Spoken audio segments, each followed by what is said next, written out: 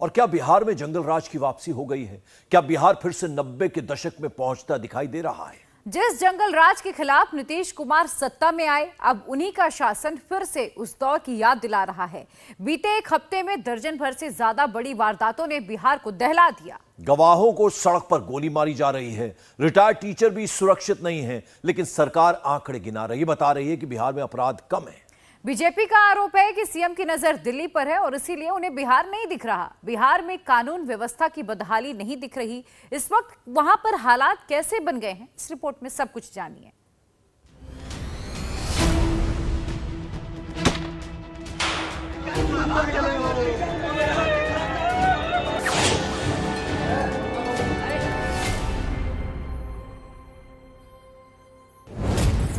सुशासन राज में अपराधियों की बहार है।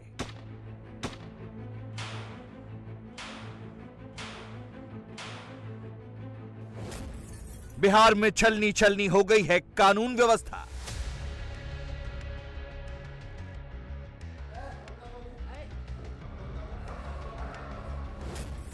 क्या बिहार में जंगल राज वापस आ गया है?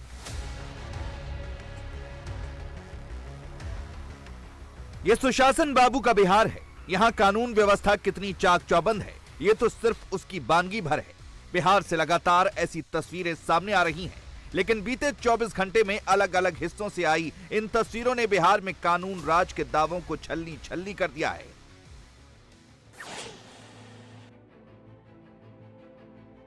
जहानाबाद में तो दबंगई की हद हो गई। बेखौफ अपराधी ने सरकारी दफ्तर में बैठे अमीन और कानूनगो पर पिस्टल तान दी।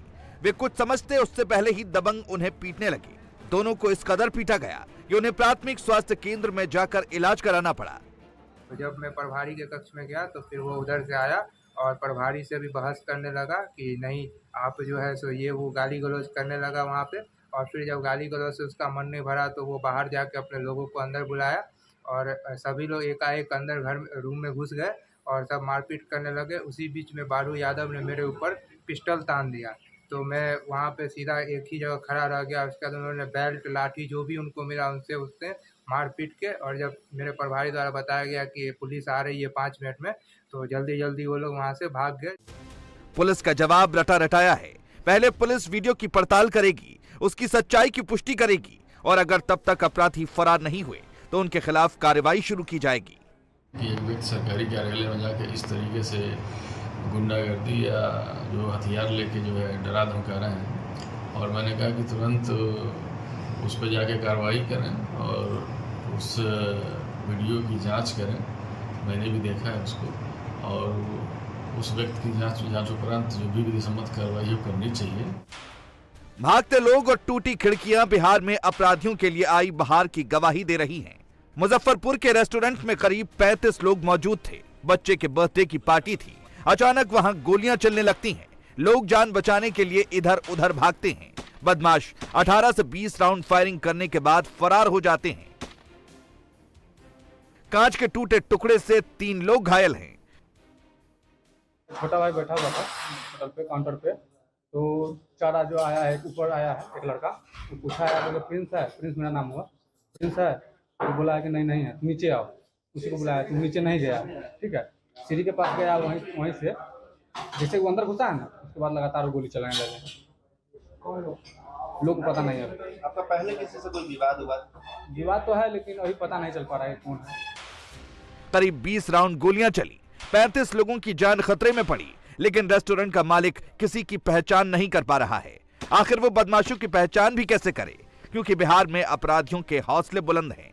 पुलिस के मुताबिक 4 लोगों ने फायरिंग की वारदात को अंजाम दिया था। यहाँ पर कम से कम 10 राउंड से अधिक फायरिंग की सूचना हम लोगों को मिली है। एग्जैक्टली कितने राउंड फायरिंग हुई है वो हम लोग जांच के बाद ही बता पाएंगे। और प्रारंभिक रूप से ऐसा लगता है कि डराने के लिए उन्होंने ये घटना कारित की है, क्योंकि जो लोग यहाँ चला रहे थे, होटल या रेस्टोरेंट के मालिक यहाँ चला रहे थे, जो लोग यहाँ पर बैठे थे, तो उनको भयभीत करने के लिए ये घटना कारित की गई है। किसी को टारगेट करके ये घटना नहीं की गई है और कोशिश करेंगे कि जल्दी से जल्दी इस घटना में शामिल लोग गिरफ्तार कर लिए जाएं। दूर दराज इलाकों से आई तस्वीरों को छोड़िए, अब आपको राजधानी पटना में कानून व्यवस्था का हाल दिखाते हैं। यहाँ के वार्ड 20 के पार्षद पति की किस्मत अच्छी थी। बदमाशों ने दिन दहाड़े फायरिंग तो की, लेकिन गोली पिस्टल में फंसने की वजह से उसकी जान बच गई। चुनावी रंजिश की वजह से हुए हमले में 3 लोगों की जान जाते जाते बची। मामला राजधानी का था तो पुलिस भी तुरंत एक्शन में आई और आरोपी पूर्व पार्षद को गिरफ्तार कर लिया। तुम चुनाव कैसे जीत गया बोलना स्टार्ट कर दिया। उसके बाद हम जब बोले कि भैया तुम शराब के नशे में हो, घर जाओ, तुम अब शराब की जब नशा उतर जाएगा तब मेरे पास आना। तब उतने में क्या किया, उसने पॉकेट से चेन खोल के तुरंत मेरे पर पिस्टल निकाल के यहाँ सटा के उसने तुरंत फायर मार दिया। वो तो भगवान का कृपा था कि वो उसका गोली मिसफायर हो गया, उसमें फंस गया, नहीं तो आज तो मेरी कल हत्या तय थी कि मेरी हत्या हो जाती। ये सब हम सोची समझी साजिश है। दोपहर में आना, 4 बजे शाम में आना, कोई नहीं रहे, एकदम 100% सोची समझी साजिश है। बिहार में बीते एक हफ्ते की ही बात करें तो एक के बाद एक गोलीबारी की कई वारदातें सामने आई हैं। समस्तीपुर, एसएचओ की गोली मारकर हत्या। अररिया, पत्रकार की हत्या। जमुई, आपसी रंजिश में पति पत्नी को मारी गोली। नालंदा, बीजेपी पार्षद के भतीजे समेत 2 को मारी गोली। बेगूसराय, रिटायर्ड टीचर की हत्या। बेगूसराय, आपसी रंजिश में 3 लोगों पर फायरिंग, 1 की मौत। मुजफ्फरपुर, रेस्टोरेंट में फायरिंग। मोतिहारी, ठेकेदार की गोली मारकर हत्या। पटना, पार्षद पति और उसके पिता पर हमला। जहानाबाद, सरकारी कर्मचारी पर पिस्तौल तानी। बिहार में अपराध कितनी तेजी से बढ़ रहा है आप इन आंकड़ों से समझ सकते हैं। बिहार में अपराध रुकने का नाम नहीं ले रहा, अपराधी सरेराह हत्या कर रहे हैं। यहां बेखौफ बदमाशों ने एक ठेकेदार को गोली मार दी। अपराधियों ने पहले राजीव कुमार का नाम पूछा और पहचान होते ही उनके ऊपर 2 गोलियां दाग दी। इलाज के दौरान अस्पताल में राजीव कुमार की मौत हो गई। राजीव इंजीनियर थे और ठेकेदारी का भी काम करते थे। परिजन बदहवास हैं, उन्हें कुछ समझ नहीं आ रहा कि अचानक ये क्या हुआ। हम लोग देख रहे थे कि यहीं पर राजीव भाई आते हैं कभी कभार, आज आए हुए थे, पेपर लिए हैं और पढ़ रहे थे। पेपर हमको दे दिए हैं कि ले लो। 2 आदमी आया है पॉलिसर से, इधर से आया है बिहारी रोड से। तो इनसे पूछा है कि राजीव भाई का घर कौन है, तो ये बताए हैं कि क्या बात है, तो काम है। तो ये बोले हैं कि चलिए 80 करीब है। तो फिर पूछा है कि 2-3 बार पूछा है तो बोले हैं कि हम ही हैं, तब गोली चलाया है। बेगूसराय में तो सिर्फ गाड़ी खड़ी करने को लेकर ऐसा विवाद हुआ कि एक पक्ष ने दूसरे पक्ष के 3 लोगों को गोली मार दी। दरअसल संजीव यादव नाम के युवक ने सड़क के किनारे अपनी गाड़ी खड़ी कर दी। गांव के ही एक शख्स को यह बात इतनी नागवार गुजरी कि उसने ताबड़तोड़ फायरिंग शुरू कर दी, जिसमें एक की मौत हो गई जबकि 2 घायल हो गए। गोली चलाया अंकेश था, रुपेश था, उसका 4 बेटा था, चमरू यादव का। तो आप एक पक्ष के हैं, मतलब 2 आदमी घायल हैं और 1 आदमी की मौत हुई है। हाँ, हमारे भैया को मार दिया। बिहार में जो हालात हैं वो 1990 के जंगल राज की याद दिलाते हैं, जब लोग खुद को असुरक्षित महसूस करते थे। कब किसका अपहरण हो जाए, बदमाश कब किसे गोली मार दे, कहा नहीं जा सकता था। लेकिन जिस जंगल राज के खिलाफ अभियान चलाकर नीतीश कुमार सत्ता में पहुंचे, अब उनके शासन में भी हालात कुछ ऐसे ही बनते जा रहे हैं। हालांकि आंकड़े अभी भी नीतीश कुमार के पक्ष में हैं, लेकिन आज के बिहार की तुलना 1990 के बिहार से करना पूरी तरह बेमानी है। और ये आंकड़े उस दौर के भी हैं जब कुछ समय को छोड़कर बाकी समय नीतीश कुमार बीजेपी के साथ सरकार में थे। इन आंकड़ों पर हो रही सियासत भी आपको बताएंगे, लेकिन बिहार के लोग कैसे अपराधियों के खौफ में जी रहे हैं वो भी दिखाते हैं। नीतीश कुमार आंकड़े बताकर सरकार और पुलिस की पीठ थपथपा रहे हैं, लेकिन बीजेपी नेता गिरिराज सिंह के मुताबिक नीतीश कुमार लाचार सीएम है और इसी वजह से बिहार में जंगल राज रिटर्न हो रहा है।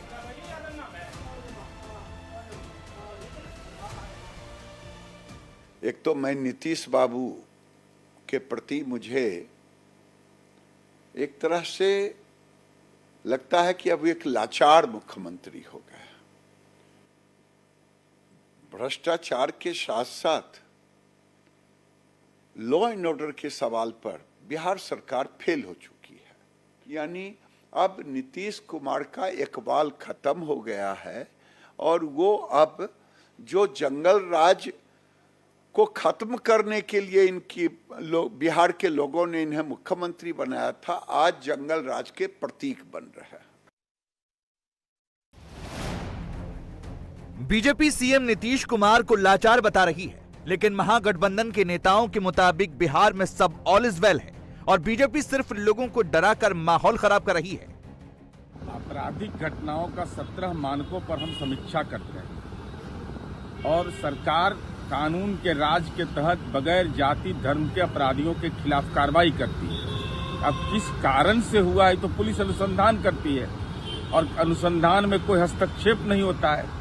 लेकिन भारतीय जनता पार्टी इसकी जिस रूप से राजनीतिक व्याख्या कर रही है तो हमको ऐसा लगता है कि अब तो कोई भी बिहार में सब लोग घर में कैद हो गया, कोई निकल नहीं रहा है, सब डर गया एकदम। सब स्टेशन खाली है, ट्रेन खाली है, हवाई जहाज खाली है, टेम्पो खाली है, कोई घर से नहीं निकल रहा है। बल्कि भारतीय जनता पार्टी ने यह तय कर लिया है कि हमारे कार्यकर्ता सब लोग के घर में जाके हनुमान चालीसा पढ़वा रहे हैं और कह रहे हैं कि घर से मत निकलिए, खतरा आप पर है। सवाल खड़े करने वाले हमारे विरोधी बीजेपी है और बीजेपी का ये तिलिस्म है, जब जब सत्ता से बाहर होती है तब लॉ एंड ऑर्डर पर सवाल खड़े करती है, कुछ गड़बड़ी कराने का भी प्रयास करती है, उसमें वो सफल नहीं होंगे। नीतीश तेजस्वी की सरकार में कानून का राज किसी भी कीमत पर स्थापित होगा।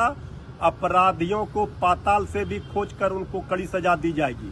लेकिन जो गड़बड़ी करने वाले हैं वो भी संभल जाएं, नहीं तो उनको चेतावनी स्पष्ट है। और भारतीय जनता पार्टी जो बिहार को बदनाम करना चाहती है, पहले अपने शासित राज्यों का हाल देख ले, लॉ एंड ऑर्डर का क्या हाल है। लोकसभा चुनाव आने वाले हैं, लिहाजा जेडीयू और आरजेडी ये नहीं चाहते कि कानून व्यवस्था के नाम पर बीजेपी उनकी घेराबंदी करे, लेकिन बढ़ते अपराध बीजेपी को मौका दे रहे हैं। बीजेपी आरोप लगा रही है कि सीएम नीतीश कुमार की नजर दिल्ली में पीएम पद पर है, इसलिए उन्हें बिहार की बदहाली नजर नहीं आ रही। नीतीश बाबू क्या हो गया आपको? नीतीश बाबू आपसे बिहार नहीं संभल रहा है, संभालिए, देश की चिंता छोड़ दीजिए। देश नरेंद्र मोदी के हाथ में और उनकी अगुवाई में सुरक्षित है। आप कृपा करके बिहार को ठीक करिए।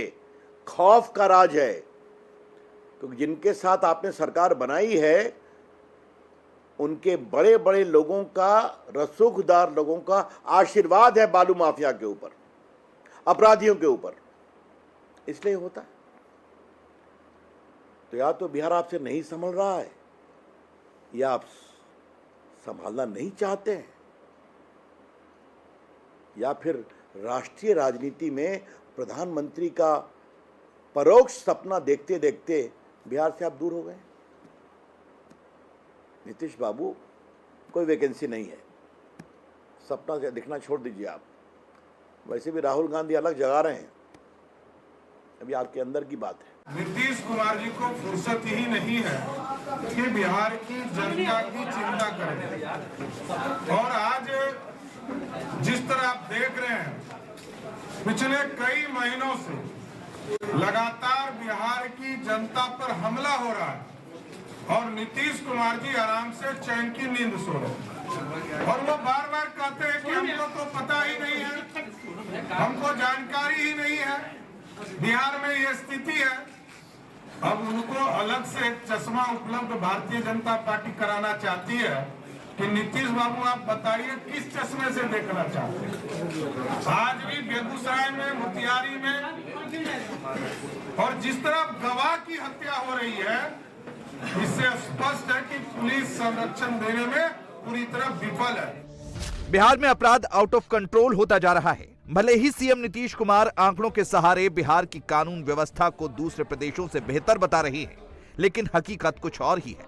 जब तक बिहार में अपराध की असली वजह की पड़ताल नहीं होगी, तब तक आए दिन हो रही वारदातों को रोक पाना बेहद मुश्किल होगा। एनसीआरबी की रिपोर्ट बताती है कि बिहार में अपराध की असली वजह जमीनी विवाद की वजह से अपराध में बिहार नंबर 1। 65% अपराध के पीछे जमीनी विवाद, 60% हत्याओं के लिए जमीनी विवाद जिम्मेदार। बिहार में जमीनी विवाद की वजह से हर 5वीं हत्या। 2021 में 1081 हत्याओं में से 635 हत्या की वजह जमीनी विवाद। बिहार में क्राइम आउट ऑफ कंट्रोल है। बीजेपी आरोप लगा रही है कि नीतीश कुमार से बिहार नहीं संभल रहा। जबकि महागठबंधन दावा कर रहा है कि बिहार में अपराध पर लगाम लगी है। सियासी आरोप प्रत्यारोप के बीच पिस रही है तो सिर्फ बिहार की जनता। जिस तरह से एक के बाद एक वारदात सामने आ रही हैं, उससे बिहार दहल गया है। लोग सवाल पूछने लगे हैं कि क्या बिहार में जंगल राज लौट आया है। इंडिया टीवी हर वक्त हर जगह डाउनलोड करने के लिए सर्च करें India TV news Google play store या ऐप स्टोर पर।